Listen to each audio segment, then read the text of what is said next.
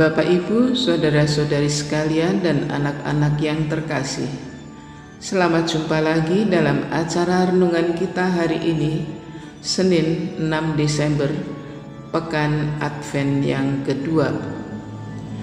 Renungan kita hari ini diambil dari Injil Lukas bab 5 ayat 17 sampai dengan 26. Mari kita awali acara kita dengan tanda kemenangan Tuhan Yesus. Dalam nama Bapa dan Putra dan Roh Kudus. Amin. Inilah Injil suci menurut Santo Lukas. Dimuliakanlah Tuhan. Orang lumpuh disembuhkan.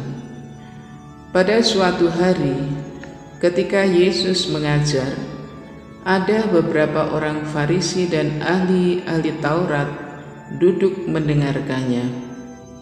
Mereka datang dari semua desa di Galilea dan Yudea dan dari Yerusalem. Kuasa Tuhan menyertai dia, sehingga ia dapat menyembuhkan orang sakit.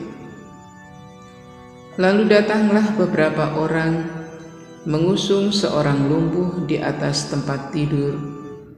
Mereka berusaha membawa dia masuk dan meletakkannya di hadapan Yesus. Karena mereka tidak dapat membawanya masuk berhubung dengan banyaknya orang di situ, naiklah mereka ke atap rumah, lalu membongkar atap itu. Mereka menurunkan orang itu dengan tempat tidurnya ke tengah-tengah orang banyak, tepat di depan Yesus. Ketika Yesus melihat iman mereka, berkatalah ia, "Hai saudara, dosamu sudah diampuni." Tetapi ahli-ahli Taurat dan orang-orang Farisi berpikir dalam hatinya, "Siapakah orang yang menghujat Allah ini? Siapa yang dapat mengampuni dosa selain daripada Allah sendiri?" Akan tetapi Yesus mengetahui pikiran mereka, lalu berkata kepada mereka, "Apakah yang kamu pikirkan dalam hatimu? Manakah lebih mudah mengatakan, 'Dosamu sudah diampuni,' atau mengatakan, 'Bangunlah dan berjalanlah'? Tetapi supaya kamu tahu bahwa di dunia ini Anak Manusia berkuasa mengampuni dosa," berkatalah ia kepada orang lumpuh itu, "Kepadamu kukatakan, bangunlah, angkatlah tempat tidurmu, dan pulanglah ke rumahmu." Dan seketika itu juga bangunlah ia di depan mereka, lalu mengangkat tempat tidurnya dan pulang ke rumahnya sambil memuliakan Allah. Semua orang itu takjub, lalu memuliakan Allah, dan mereka sangat takut. Katanya, "Hari ini kami telah menyaksikan hal-hal yang mengherankan." Demikianlah sabda Tuhan. Terpujilah Kristus.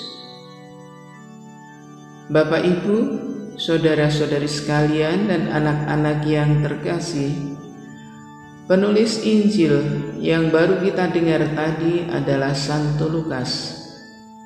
Beliau adalah seorang tabib, atau bahasa sekarang dokter.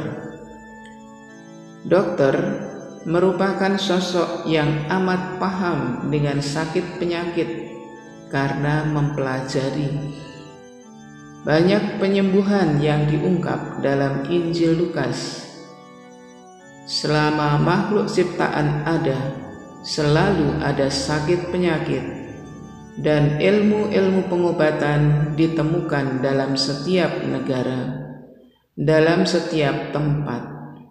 Ada yang bersifat tradisional, ada pula yang sudah modern. Kemungkinan besar Yesus tidak belajar tentang pengetahuan pengobatan, karena ia belajar dari Bapak Yusuf menjadi seorang tukang kayu. Anehnya, Yesus berkali-kali diungkap menyembuhkan orang sakit, baik yang disebut sebagai mukjizat maupun yang bukan. Penyembuhan yang diadakan Yesus adalah seketika, saat itu juga terjadi. Maka banyak orang menyebut Yesus sebagai tabib yang ajaib.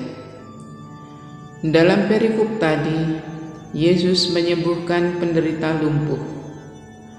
Kelumpuhannya disembuhkan sekaligus dosanya juga diampuni.